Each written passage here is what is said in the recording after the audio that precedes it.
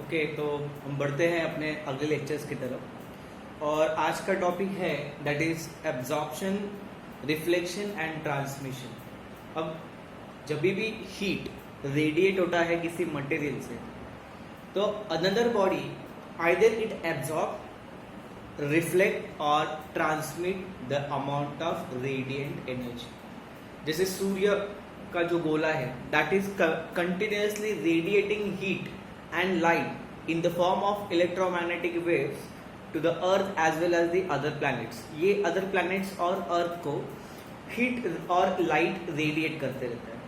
तो depending on the material, कुछ ऐसे material है जो that certain amount of energy absorb कर लेंगे, certain amount of energy reflect कर लेंगे और certain amount of energy जो है वो transmit करेंगे।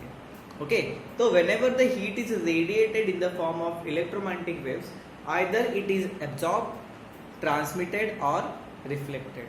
But यहाँ आगे जाने से पहले हम थोड़ा फ्लैशबैक में जाते हैं।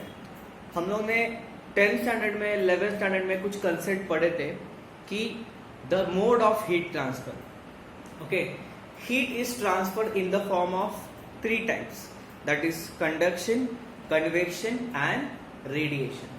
इसमें तो 3 टाइप्स की हम बात कर रहे थे, conduction, convection and radiation. Conduction is a transfer of heat in which the material medium is required. अगर मान लो हम कोई मेटेलिक रॉड है, जैसे एल्यूमिनियम रॉड या आयरन रॉड है, if we burn that metallic rod from one end, अगर एक तरह से हम उसको बर्न कर देंगे, that there is a transfer of heat from one part of the material to the another part of it. और ये कैसे होता है? तो जो मॉलिक्यूल्स होते हैं वहां पे दे गेट हीट एनर्जी, और उस हीट एनर्जी से they acquire energy and that energy is utilized to increase their internal energy, और ये internal energy results into kinetic energy of the molecules. और ये molecule they start colliding on each other. अब ये molecule एक दूसरे के ऊपर कोलाइड होते रहते हैं, तो partly one molecule will transfer its kinetic energy to second one, the second will transfer to third one and so on। ये सारा हीट जो है वन एंड से सेकेंड एंड में ट्रांसफर होगा। तो ये एक ऐसा ट्रांसफर ऑफ हीट है जहां पे वी रिक्वायर अ मीडियम। अगर मीडियम नहीं है, जैसे कि वैक्यूम में, conduction is not possible. Okay, ये जो पर्टिकुलर हीट ट्रांसफर है वो कन्वेक्शन और रेडिएशन से स्लोअर है। ओके, ये स्लो है। ओके, सेकेंड जो ट्रांसफर ऑफ हीट है that is convection. Convection also requires a medium. जैसे कि मानो अगर हम कोई सर्टन वॉल्यूम ऑफ लिक्विड को बॉइल कर रहे हैं, तो whenever the heat energy gained by the molecule will move in upper region, और upper region में जो cool molecules है that will come down, और यहाँ पे actual migration of molecule होता है। जैसे कि हमने कंडक्शन में देखा कि molecule first molecule second molecule को सेम कर रहा था, सेकंड थर्ड को कर रहा था। कन्वेक्शन में वैसे नहीं होता। In convection the molecule itself move from one part of the body to another part of the body, और ऐसे टाइप के जो हीट ट्रांसफर को बोलते हैं कन्वेक्शन। तीसरा जो टाइप है that is most important type, that is called as a radiation. और radiation is such type of heat transfer जहां पे मीडियम की रिक्वायरमेंट नहीं है, वहां पे अगर फिजिकल कांटेक्ट भी नहीं है तब भी ये पॉसिबल है। जैसे कि sun is radiating heat and light in the form of electromagnetic waves, और सारे planets including earth is receiving it. Okay, तो this is the fastest mode of transfer of heat. Radiation जो है कन्वेक्शन से भी फास्ट है और convection से भी फास्ट है। Okay, it is a faster mode of transfer of heat. Okay, यहाँ पे कुछ मैंने प्रॉपर्टीज लिखे हैं, that is fastest mode of transfer of heat, then no material medium is required in the form of electromagnetic waves and no physical contact is also required. अब यहाँ पे मैंने एक टर्म लिखा है दैट इज थर्मल रेडिएशन। जैसे कि मैंने बोला कि sun is radiating heat in the form of light as well as the heat. तो हम लोग अगर किसी मटेरियल का टेम्परेचर राइज कर देंगे, suppose the body is heated, or we can say some material which has a higher thermal heat compared to another material, तो ये जो मटेरियल है वो कंटिन्यूसली हीट रेडिएट करते रहते हैं। अगर कोई चीज अगर गर्म है तो वो जो गर्म चीज है वो कंटिन्यूसली रेडिएशन देते रहता है, उसी काइंड को बोलते हैं thermal radiation. This is nothing but thermal radiation. तो जब ऐसा थर्मल रेडिएशन जब कोई बॉडी गिव्स आउट करते रहता है तो उसके कांटेक्ट में आने वाली कोई भी चीज जो है वो क्या करती है, वो आइदर एब्जॉर्ब करती है या फिर वो हीट या रेडिएंट एनर्जी या थर्मल रेडिएशन रिफ्लेक्ट करता है या फिर ट्रांसमिट करता है। तो इसलिए जो आज का टॉपिक है that is absorption, reflection and transmission, अब उसके ऊपर फोकस करते हैं। whenever the thermal radiation gives out by the one body, okay, if it is absorbed by another body, this phenomena is called as absorption.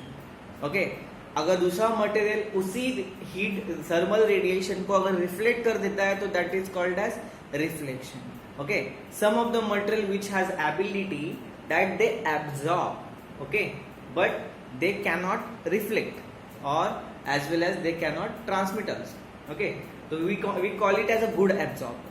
Good absorber कब कहते हैं, जब वो एब्जॉर्ब ज्यादा कर लेता है और रिफ्लेक्शन और ट्रांसमिशन ज्यादा नहीं करता. ओके, तो ट्रांसमिशन में क्या होता है कि इफ द मटेरियल इज ट्रांसफरेंट, तो एक साइड से आने वाली हीट जैसे कि ग्लास है या विंडो है, the heat is partially transfer inside the material, तो इसको बोलते हैं transmission. Okay, suppose we consider के the total amount of heat energy is Q. Okay, suppose total amount of heat energy is Q. तो यहाँ पे equation जो है that is QA plus QR plus QT, ये amount of heat energy है that is either absorb, either reflect और either transmit. If we divide each term by Q, अगर हमने सबको Q से डिवाइड कर दिया that is total amount of radiant energy जो से डिवाइड कर दिया, तो हमें क्या मिलता है, that is coefficient of absorption, reflection and transmission. And the sum of coefficient of absorption, reflection and transmission is always equal to 1. Okay, तो उसके बाद यहाँ पे कुछ कंसेप्ट लिखा है कि suppose the coefficient of absorption is 0, that is material is not going to absorb anything. Similarly, अगर material is coefficient of reflection is 0, that is material is not going to reflect certain amount of energy.